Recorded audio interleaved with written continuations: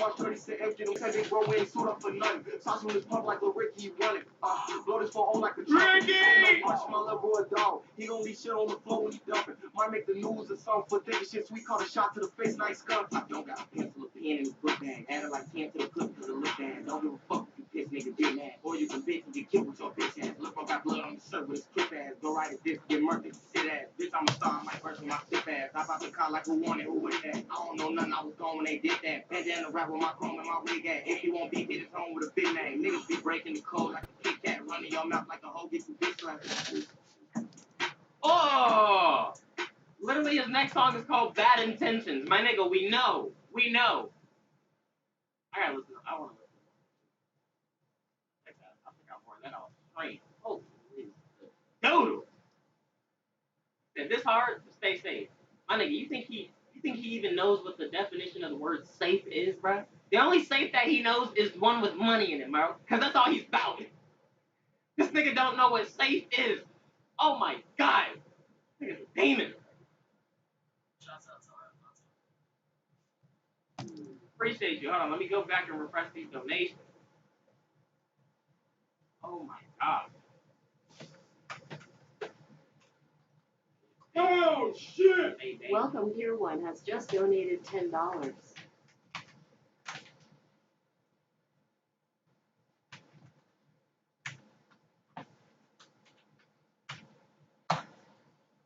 The Kid Laroi, you probably know, has had a phenomenal year in 2020, and at this point, he has more people listening to his music than Kendrick Lamar, Michael Jackson, Jay-Z, Tupac, the list goes on. Monthly listeners doesn't even need more famous than these people that he makes better music. So is he really that big? Is he an industry plan? And how did he get to be such a massive artist in such a short time? Well, I think I have a few ideas. This is the curious case of the Kid Laroi. Make sure you drink water while watching this video. Unfortunately, from the very beginning, the Kid Laroi's career starts out a little dicey. YouTuber Hello Yassine originally posted a video shining light on his dark past in May of 2020. Also, Progress gave his opinion on the situation. Both are YouTubers that are known for exposing the ins and outs of the music industry. Today I'm going to try to provide a less biased perspective. So, what is this? Force in motion, is force in motion science? Yeah. Force in motion. And, eventually he was able to get the video put back up, but I'm trying to avoid that. Everything in this video qualifies as fair use, and there is no copyright infringement. I also would just like to say that I am not claiming any of the information in this video to be 100% true. All of the information is heavy speculation backed by tons and tons of research. Kid Laroi, born Charlton Howard, is a 17-year-old pop artist that proudly represents Sydney, Australia. He says he's been rapping since he was 4 years old. wait, like, is it the one that, like a graph, like it's a constant speed? Yeah, is that science? Yeah? Yes. Are you sure? Yes. Let me study that. Ended up living with my mom and became super broke. I had like a crazy childhood. I've been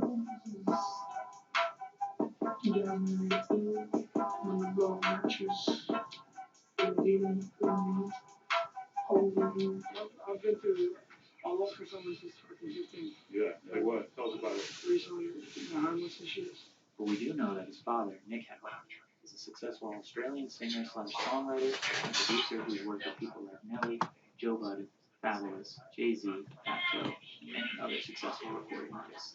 Sometime in 2012 or 2013, the Kid Laroi, his mother, and his brother moved to a town called Broken Hill. His parents were separated, and his father stayed in Sydney. Laroi moved in with his grandparents in Broken Hill, which is an average middle class or maybe a lower middle class area. We went to he moved in with my grandparents in this country town called Broken Hill. Laroi claims that his mother couldn't support financially, so let's assume she wasn't making much money, or any money at all. We do believe Laroi went to a private school called Sacred Heart Parish Primary at the beginning of 2015, due to his mother's Facebook posts. If you see the logo on his shirt, this matches the logo outside of the school in Broken Hill. It does cost money to go here. Going off tuition fees on the website, it looks like it's about $1,500 per year. And if his brother also went there, which we kind of know that he did, That would be about $3,000 a year. So you're not exactly poor if you're paying for private school. But let's give him the benefit of the doubt and say that his grandparents were paying for it, or his father was paying for it, despite living 14 hours away. It's important for me to remind you that the Kid Leroy's mom is a talent scout and manager of various types of talent, like musicians, models, stylists, etc. At this point, she wasn't a successful one, but it seems like that's what she was pursuing. She had various posts on Facebook supporting these claims. Broken Hill is a really small mining town, where the median age is about 45. Anything that could be helpful to her career would be in a big affluent city, where there's a lot of young people pursuing the entertainment business. In the middle of 2016, LeRoy would link up with a local DJ/producer named Marcus Wilson, who at the time went by DJ Lady Killer. We know this information after YouTuber Helly Scene exposed it. Marcus had a decent amount of local clout in Adelaide as a DJ and party promoter. Since LeRoy's mom was very passionate and supportive of his music career aspirations, we believe she scouted Marcus out and tried to connect them. We think she told LeRoy to message him on Facebook, because how else would a 12-year-old try to get in contact with an 18-year-old that lives 6 hours away in a major city? Actually, LeRoy doesn't even ever mention Marcus. In fact, he doesn't even know Marcus exists. In every interview he has ever done, he refers to him as some guy. Posted a video and this guy started recording in this guy's garage. When I started recording, I was like 12. Because some dude was like, But nonetheless, LeRoy reached out first, and eventually, Marcus would answer LeRoy. He recognized some of his videos on Facebook of LeRoy rapping, and they would book him for a party in Adelaide. The party seemed to go well from what we know. After the party, they would start working together. Marcus would record LeRoy for free in his garage. He believed in him. Marcus claims that he was the one who advised LeRoy, who at the time went by the moniker Charlton, to start singing and avoid the lyrical hip-hop route. They made a little collective together called the Dream Team, and Mama Capone, aka the Kid Leroy's mom, would be the manager of the duo. LeRoy's mother was very fond of Marcus, and he was coaching LeRoy in the right direction and apparently putting out some pretty good music. She posted often on her Facebook supporting the Dream Team and their collaborations. Marcus essentially started the Kid Leroy's music career and helped him develop his sound. Pretty much all of the history of Marcus and LeRoy was erased later on. This is where we can thank Hello Yassine for bringing that to light. Also, you might be wondering, how could the Kid Leroy and Marcus work together so often if they live 6 hours away from each other? The only way that's possible is if Sloane drove her 12-year-old son there every weekend or every other weekend and stayed in Adelaide so they could work, and then drive back to school during the week. But that's a lot of work for a poor family supporting a 12-year-old's rap career. This is where we saw a lot of inconsistencies.